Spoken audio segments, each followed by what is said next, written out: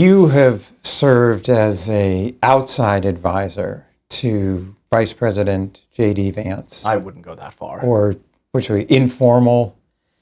I know the Vice President's advisors. Yes, and they're friends of mine. But I wouldn't go as far as saying, like, I'm an advisor to them. What is your take on his foreign policy views? I think his take on the foreign policy is what it says on the sleeve. Like, he's genuinely passionate about what Joe Biden came to power saying. Like, it's a foreign policy for the middle class. I think Joe Biden didn't do a foreign policy for the middle class. I think the VP, the vice president, is genuinely interested in that. He wants to reshore. Now, there might be quibbles about whether they even could be done. Like, one of my current research is about drones and manufacturing of drones in the United States. And I've realized, and I've come to the sad conclusion, that it probably cannot be done. Like, we cannot simply not because Americans don't have talent. Of course they have. There are lots of good American smart kids who could be really good, drone manufacturers. But the fundamental problem of drone manufacturing is not just manufacturing a good drone, but about competing with other states. And we cannot compete with those states because our labor cost is simply too high.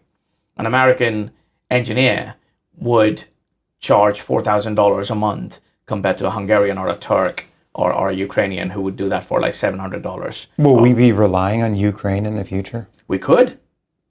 I think that is, once the war is over. Is that what Trump is thinking as well?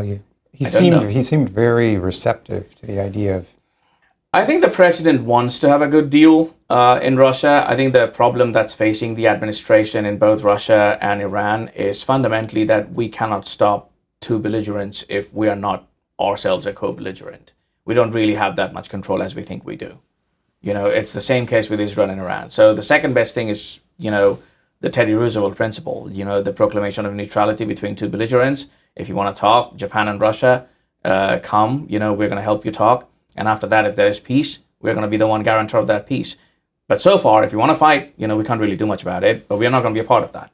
So I think that is something which the president needs to do. Right. He needs to tell the Israelis and the Iranians that if you want to fight, that's good on you. The Ukrainians and the Russians, good luck, fight as long as you want to, but we are not going to be a part of it.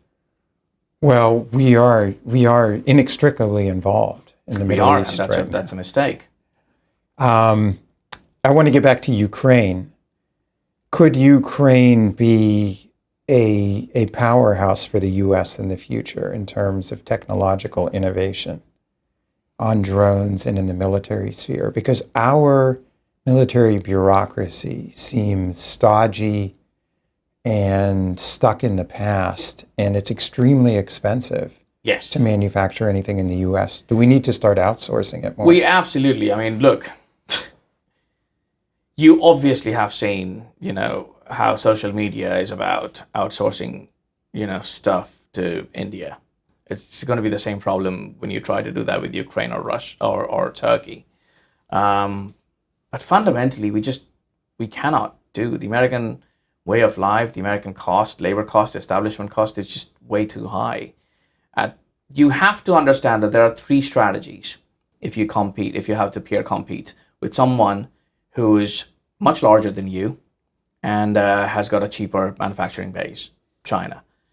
The Chinese combined manufacturing base is larger than the United States, European Union, UK, Australia, Canada, New Zealand combined, right? We literally cannot compete with them on manpower.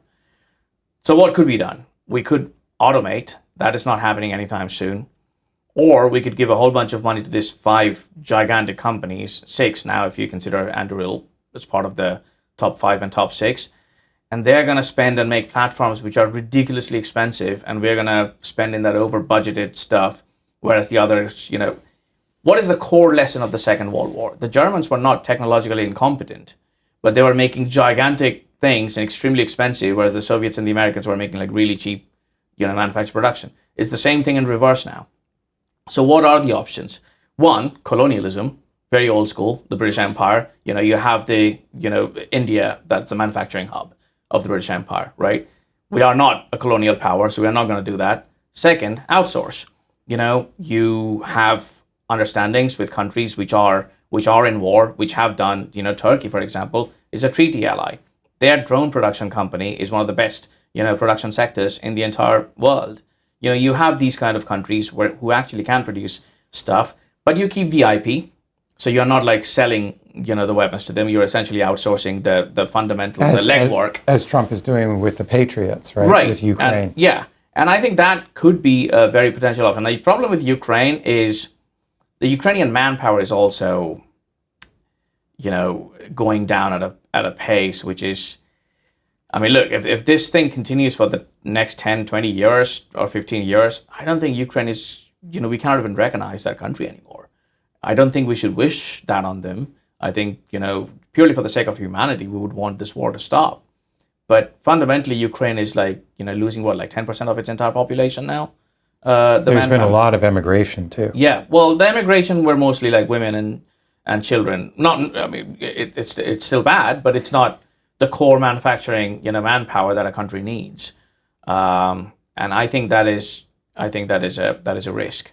But I do think that there are several European countries who can manufacture things a lot cheaper for us. Western Hemisphere, you need to figure out countries in Latin America, for example, that would incentivize them not coming here. If we can produce, manufacturing there, then that would also stop the migration issue that we have in the Southern Hemisphere. We have to figure out something where we are manufacturing stuff outside. I think the reshoring thing is probably not going to work. I know a lot of, from the political right would not like to hear that.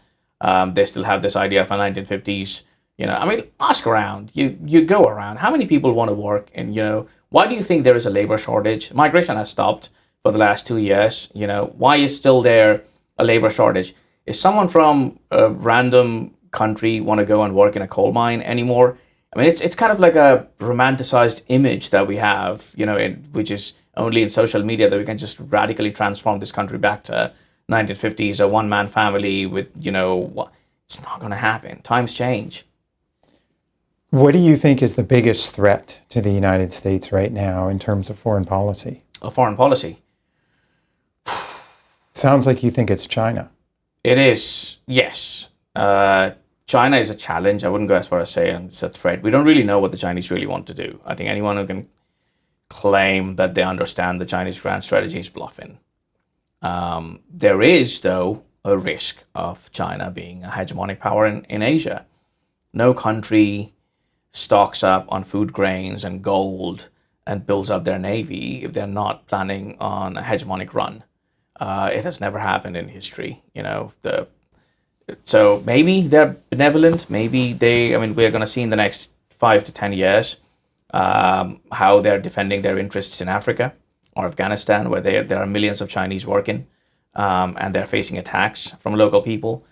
If the Chinese send troops to defend them, then that's a clear sign that they are positioning themselves as a hegemonic power. We can see whether they want to have more conflict with India, for example, in the Indian borders, and have more revisionist aims in the border. So those are going to be classic examples. But I do think the Chinese hegemonic threat is something that we should prepare for. Whether it's a decided factor or not, I have no idea. I don't really believe in Thucydides' trap as something which is predetermined. But I do think there is a possibility that China is one of the biggest threats to the U.S. Final question. How Yes, sir. satisfied are you overall with Trump's record on foreign policy so far? I think it's a mixed bag. I think I am very happy with obviously the drafted elements that came out in the national security strategy and national defense strategy. Part of the reason is not because whether they're implemented or not this time, but basically the entire world sees the national security strategy as the guiding principle of the republic, which means then they prepare accordingly. So if the national security strategy is coming out and saying burden shifting is happening, whether you like it or not, the memo goes out, So that is a great thing that the Trump administration did. I was surprised as to how good the Venezuela operation was. Clearly, the administration had information that we were not privy to outside, and it was very smooth. And it was actually really good. Again, if we are genuinely thinking of China as a peer rival, and we want to get out of the Middle East after this conflict, we would have to have a stockpile of fuel, which is defensible and in the Western Hemisphere. Venezuela is a classic real estate in that in that place. I think in Europe, we have talked a big game, but we haven't really done much. I don't know why we are not moving troops out of, the Biden surge that happened because of the Ukraine war. That's an easy thing to do. I do think there are some under, sub-level operational changes that's happening, but I think we can do a lot more in Europe. I think the Middle East question is an absolute failure. It goes against everything that MAGA or even America First stood for. And I think the Greenland thing is like best unsaid. I do think Greenland is important for America, but I think there is a much better way of going about it. What's the better way? Oh, where do you want me to even start? It's going to take half an hour. I wrote an entire paper on that one. We shouldn't be seen as a colonial power hell-bent on annexing. There's a lot more things that we can actually do with Greenland currently, even with Denmark. We can invest in their hospitality sectors. We can have regular flights coming from US to Denmark to Greenland as tourists. We can invest in hotels and restaurants and chains. We can have an open visa program with Denmark and Greenland where Americans can go and work and come back.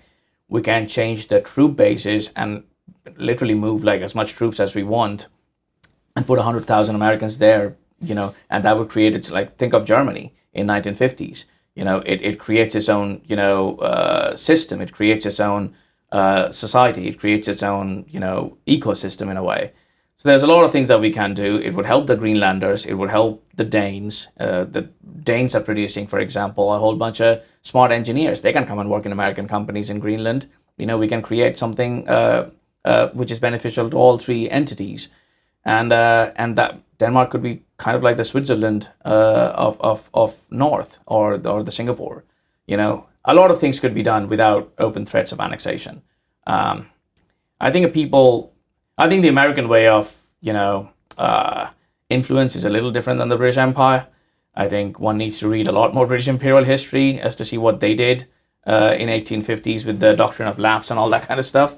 But again, like it's a whole new discussion. But fundamentally, we should calm down with the threats of annexation and try and invest in Greenland a lot more. They're very open about mining and basing and hospitality, and they don't really have the manpower. So we can figure out a way where we invest there and have our people go and work there and in work visas. And in 20 years' time, it's going to be a very different game. Sumantra, thank you for these incisive remarks. Thank you for having me today.